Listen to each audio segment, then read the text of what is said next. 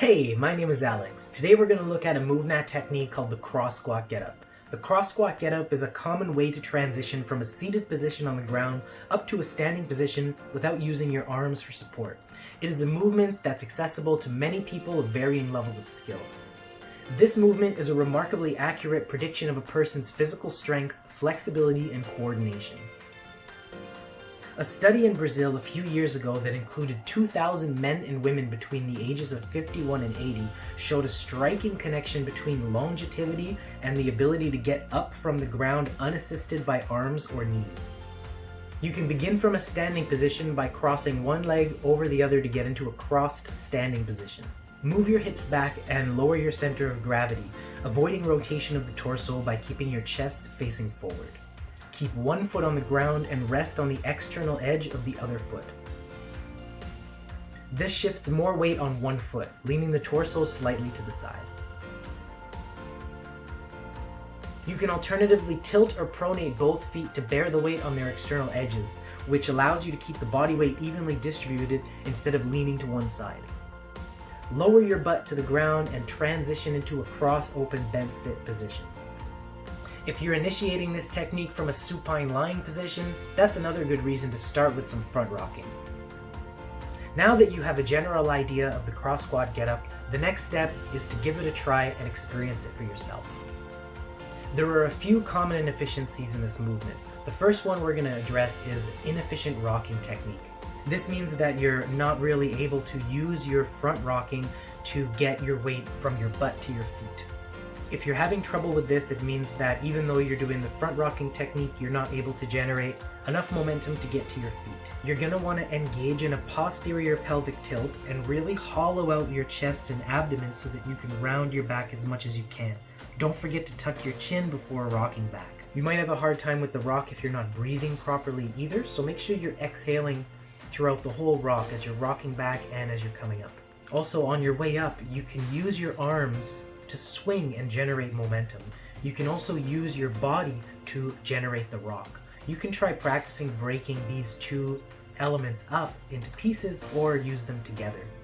Another common inefficiency is a feeling of weakness, like your foot or ankle is going to collapse under the pressure. If this is the case for you, try keeping one foot flat as in the beginner variation. Also, if you're really trying to build up your strength in this, you can use a stick or a doorknob or a pole or anything that you can find, a little tree as a support to hold on to. If you're really having a hard time transitioning from your butt to your feet, you can try using your hands for support. This can be on the way up or on the way down. Just put your hands on the floor to push yourself off or to catch yourself on the way down. Another option if you're trying to forego the front rocking is to elevate the butt with a prop. You can put something under your hips so that your butt is a little higher than your feet. This will help to get you up off of the ground and have less demand getting your transition from having your weight on your butt to your weight on your feet.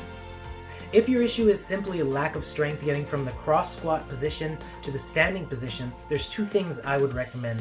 One is eccentric training, where you're starting in your standing position, going through the cross squat get up pattern on your way down into your cross open bent sit position. This is just doing your cross squat down and not going up. You just use any get up that you're comfortable with to get back up to your feet. And by doing this eccentrically or in reverse, you're building the prerequisite muscle patterns that will help you to push up. So eventually you'll be able to do it on the way up and on the way down. Another thing you can do here is use a stick on the ground so that you're not actually lifting your entire body weight with your legs. If you're comfortable with this movement and you want to play around with some variations, here are a few that I would recommend. First, we'll look at turning around. You can start in your cross open bent sit position, and as you get up the way you normally would, instead of just going straight up to a cross standing position, you're rotating 180 degrees so you're facing the opposite direction. Another variation I really like is jumping up. This is just adding a little power to this movement and trying to get up as fast as you can. Don't try this if you're not really comfortable with this movement and if your ankles aren't in really good condition. The cross squat get up can also be a breakfall variation. This adds a combative element to it.